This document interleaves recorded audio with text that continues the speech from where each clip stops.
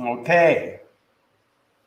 Hello and welcome to the Michael Mama Show. I'm your host, Michael Mamas, and we're coming to you from the Sri Someshwara Temple, home of the Sri Someshwara Temple at Mount Soma in the mountains of Western North Carolina. And today's podcast is entitled Phase Transition, Fasten Seatbelts. You know, there's so much that I'd like to share with the so much deeper spiritual knowledge, such profound understandings, even what Mount Soma is about, and how this technology of the unified field generator and the physics of the whole thing that Einstein and Tesla and Schrodinger and all those guys were into and talked about the Vedic knowledge, and there's so much of that I want to share. But right now, the world is in upheaval. There's so much going on. Democrats, Republicans, China, Iran, North Korea. There's no end to the conflicts and the tension in the world. And so I think for the time being, what we're doing is we're weaving in the Vedic knowledge and the teachings of the ancients, the ancient masters, into what they have said or would say, actually have said about this time. They predicted it a long time ago. And so we're trying to bring to light the principles that they would say are very important, very relevant, very germane to this time. Because it seems like it's not really there. You watch the news and, depending on what channel you watch, there's one extreme or the other extreme, and it's all about people defending their perspective, be it extreme right, be it extreme left, what have you. And I think the ancient masters helped bring to the whole dynamic some sanity and some balance. And man, I'll tell you, it's needed. It's really needed. And certainly at Mount Soma, we already have the first phase of the unified field generator construction at work, the Sri Someshwara Temple and the community we've built here. And once we complete it, I think it'll coincide, as we complete this, that mapping, that everything maps onto everything else, I'm the unified field, you're the unified field, all this is the unified field, so I am you, so that goes to systems too. The dust, arrangement of the dust under your bed applies to what's going on the other side of the moon, and that's really just the physics of mapping. But, obviously the correlation between the dust under your bed and what's going on behind the other side of the moon, that's a pretty darn abstract mapping, not really usable or accessible in the real world. But the whole technology of Vedic science is to work with mappings that are, or a particular mapping, the one that we're working with, that really have a powerful handle and correlation, so that just like in foot reflexology, you work on the foot and you can heal the whole body. The big toe maps onto the brain like that, or the head, and different parts of the foot map onto different parts of the body. So what we're doing here at Mount Soma is we're building this technology that's there. The knowledge is there. And we have masters in India and here that are well-versed in the implementation of that knowledge. And at Mount Soma, all I'm doing really is overseeing the whole thing, coordinating the whole thing to make it happen, to build it, to complete the construction of it.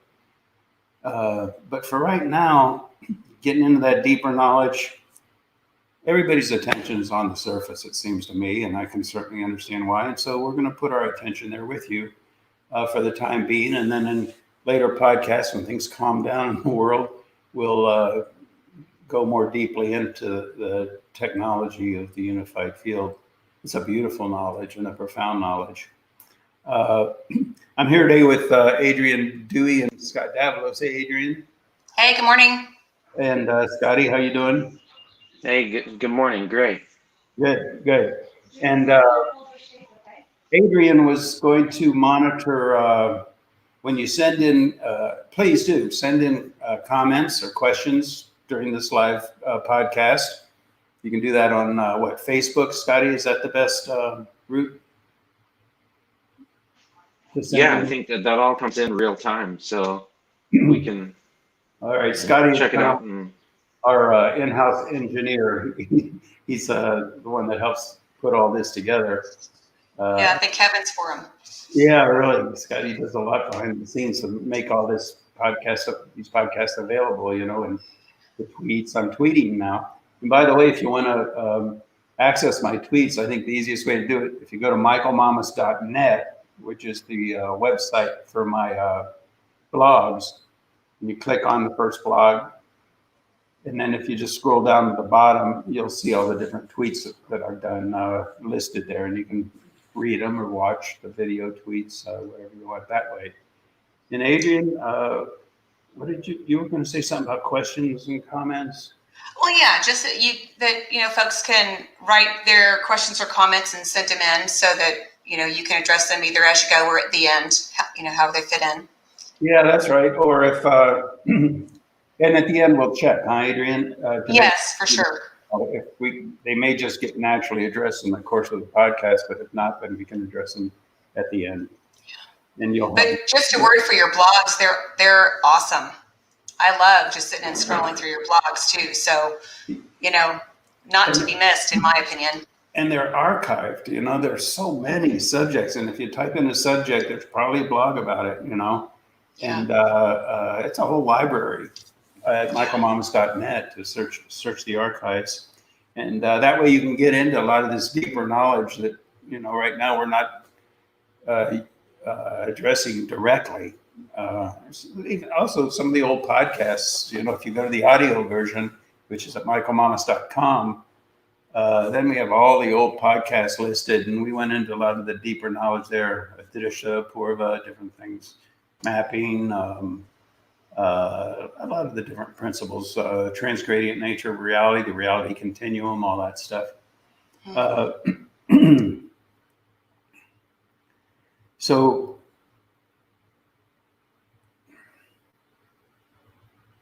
this is a phase transition that we're going through now.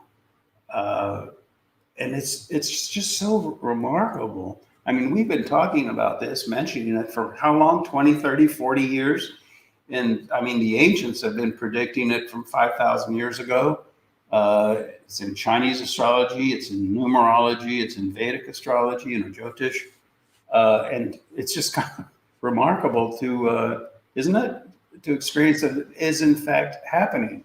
And it was predicted to be a time of profound chaos as we go from what happened before to this time of transition, this reshuffling of the card deck of life, into a golden age. And so as rough and turbulent as these times might seem, or actually are, I think it's good to know that good times are ahead, great times are ahead, fabulous times are ahead. And to be able to witness that transition, it's a great time to be alive, I want to say too that, what is really going on with everything in the world today? I believe that the real truth is, it's behind the scenes. There's so much going on, and it's also interconnected. I mean, what happens between, now and next week in the United States, it's like if you push on one part of this complex web of interconnectedness, it has ramifications everywhere, kind of like the butterfly effect. I mean, how's China going to respond? How's North Korea, Iran? How's it going to affect the social order? How's it going to affect people's daily lives? So the whole thing is profoundly complex, so interdimensional, that I think we can actually start to feel kind of overwhelmed by it all. And certainly, fear comes in there a lot. And so I think we do well to ask ourselves, what do we do? How do we navigate these churning waters of life that we're experiencing now and witnessing on television? And I think it's important to keep in mind that, and this is a universal principle, as described by the ancient seers, Rishi Devata Chandas, the knower affects the known, affects the process of knowing, it's a whole complex web in and of itself. And what that boils down to, I think, on a practical level in our daily lives is what's your relationship with? Your relationship with the thing.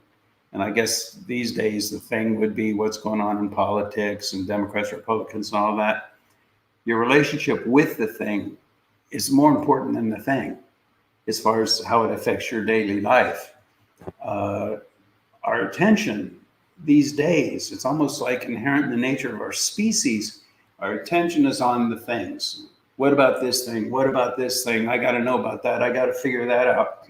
And though there's truth to that, we get lost in it. We get so caught up, caught up in the weeds, so to speak, lost in the weeds, that we lose the big picture and lose our perspective.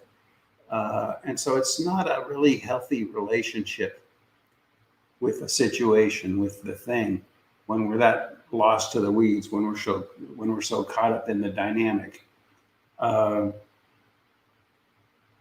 There's an interesting, I quote Bob Dylan from time to time. I've always said from the time I was a teenager that he's he'll go down as the greatest poet of our century, of the last century. And in fact, that is being said now.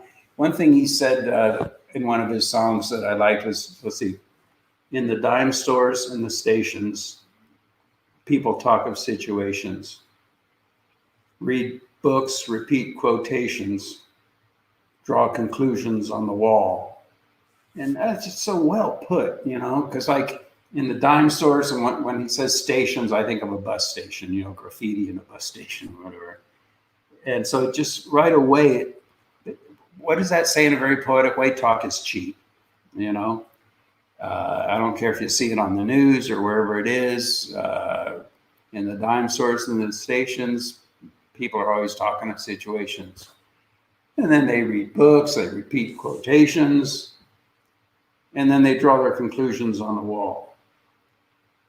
And then what is that? Draw conclusions on the wall. I mean, it's etched on the wall, it's fixed. It's identity with a perspective. It's a white knuckling onto, and this is the truth and that's not true. And it's so inherent in the nature of how people function and how they think.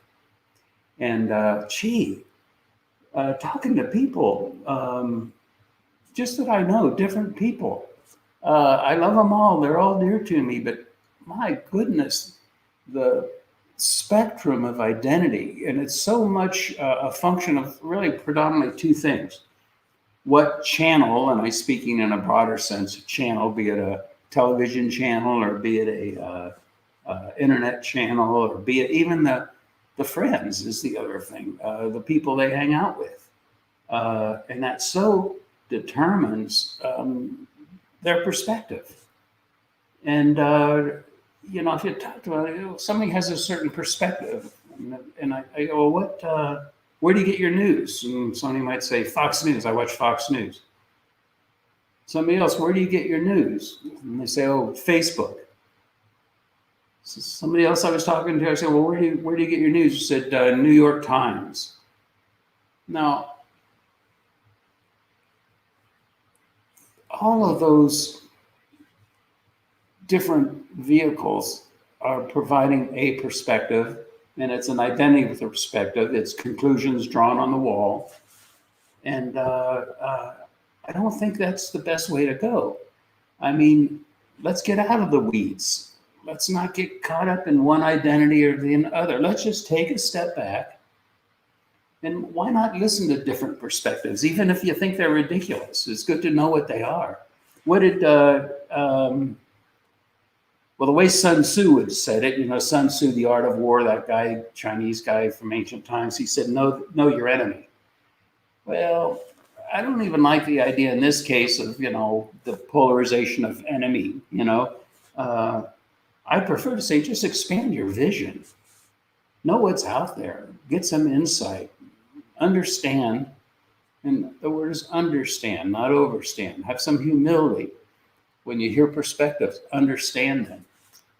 And then then what do you do with that? What do you do with that? You don't hold on to one perspective. Or another way of saying it is you hold perspectives lightly. Because where's truth lie? It lies in the depth of your being. That's where your wisdom is. That's how you access your wisdom. And it lies deep inside. And if you're sitting there clinging on to perspectives or trying to weigh perspectives or staying on the surface like that, this guy's good, that guy's bad, it doesn't work. You're just lost to the quagmire of the entanglement in the weeds.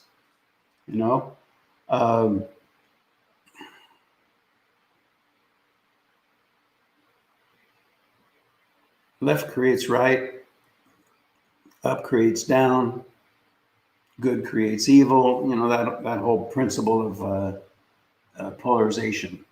So you got to get past your biases, past your fears, past your identities. All those things are what we call different paradigms. Now, paradigm identity is something I talk about in my podcasts. There's deeper principles to it. But one example of a paradigm identity is, right or left, politically. And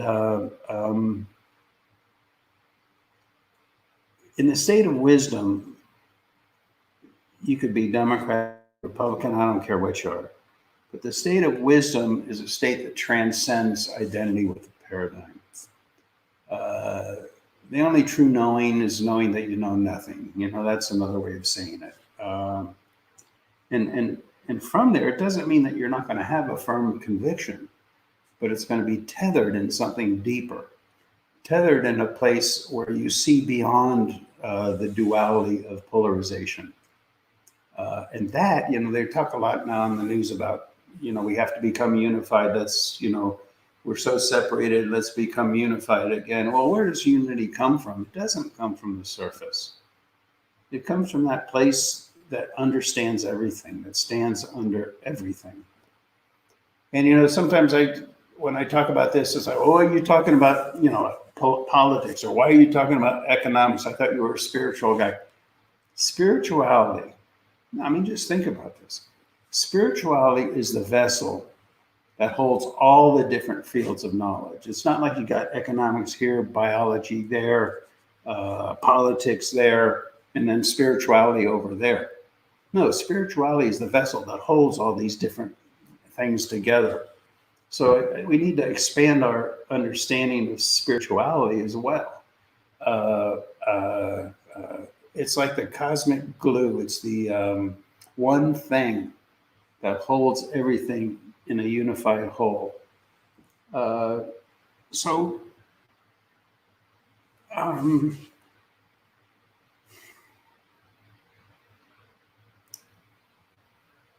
It's that level, that deeper level they call the fine feeling level. But it's a fine feeling level. And all too often when we sink into our feelings, what are our feelings determined by? Well, they're determined by our biases. They're determined by our paradigm identity. They're determined by our programming. And that's just not in the field of politics. That's in the field of interactions within a family unit, interactions within the community, interactions with everybody. What you feel dictates what you think. So when I talk about the fine feeling level, I'm talking about a feeling level of wisdom, a feeling level that transcends your biased feelings based upon your identities, you see? And that's the path of wisdom. In fact, who was it? Adi Shankara, great seer from ancient times, said He said the spiritual path of wisdom, he said the spiritual path is a path of discernment. But discernment isn't just done with the intellect. Discernment is an integration of the intellect with the fine feeling level, so that the thoughts that manifest on the surface and our perspective on things on the surface are rooted in wisdom. And that path is a path of discernment. Now, I know some people say, well, I've been meditating 10 years, so therefore I've got to have discernment. Spiritual growth, we're talking about evolution of a species, human evolution. And right now our species tends to be pretty much caught up in paradigm identity. Everybody's identified one paradigm or another, aren't they? And so what we're talking about here is evolution of a species, and that doesn't take place, like Darwin, I mean, that doesn't take place in a week or 10 years or a lifetime. It takes a long time. It's an evolution of a soul, you see, gravitation back to oneness, transition from being lost in relativity to moving past it and resting into the grandeur of your being. And that's a physiological process.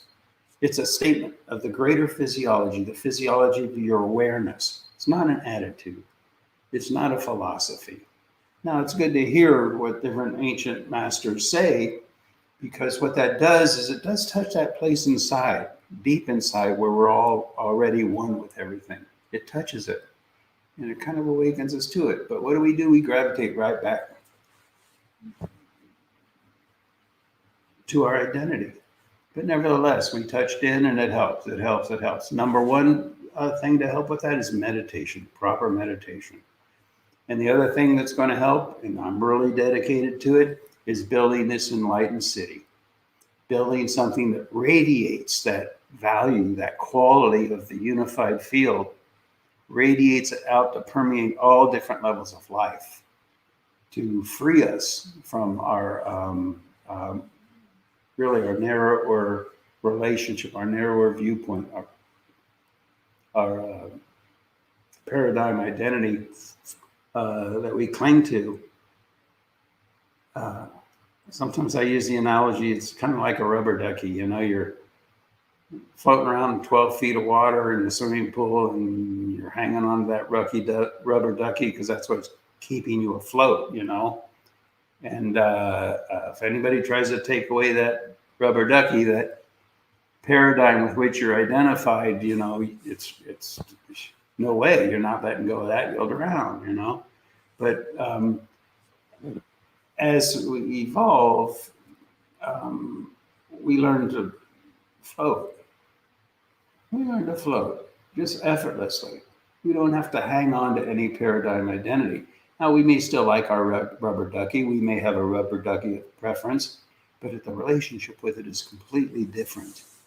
And that's the direction that humanity is going. And if you think about it, isn't that what's going on right now in the world with all these different bombardments, and the internet bombarding us with all these different paradigm identities, the news, everybody, people passionate about this, people passionate about that? Isn't that a churning process where we're going to get to the point where we realize that truth lies beyond identity with the paradigm, and that's how we come from our place of wisdom? And we're going through a rocky road right now, and it's going to continue for a while. It is. But it's like that churning process, the tug of war between the gods and the Asuras in the ancient Vedic literature. And what came out of that? What? The nectar of immortality, as the ocean of life got churned up, kind of like churning, making butter, So we have that to look forward to. And hopefully, just what I've said here so far today will help with being able to kind of keep a steady hand on the rudder, and kind of maintain your balance as we go through all this, All right, I think that's about all I have to say today. Looks like we got a question here. I don't know, this is more of a technical thing for Scotty. Somebody had a technical thing, and it looks like the other questions and things have already been addressed in what we've said so far. So Scott, Adrian, do you have anything else to add or any comments?